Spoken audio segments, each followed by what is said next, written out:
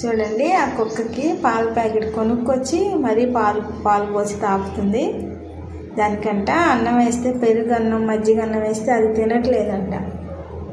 అందుకని ఈరోజు పాల ప్యాకెట్ తీసుకొచ్చి అక్కడే మిషన్ దగ్గరే పెట్టుకొని అది రాగానే దానికి పోస్తుంది పల్లెల్లో తాగని. ఏం చెప్తామండి, ఇంకా చెప్పండి. అది చూడండి, పాలు రుచిగా ఉన్నాయి కాబట్టి తాగుతుంది. మజ్జిగ అన్నం, పెరుగు అన్నం, మిగిలిపోయిన అన్నం వేస్తే అస్సలు తినట్లే. అది ఏమో రుచులు నేర్పుతుంది కాబట్టి అది అన్ని రుచులకు అలవాటు పడిపోతుంది.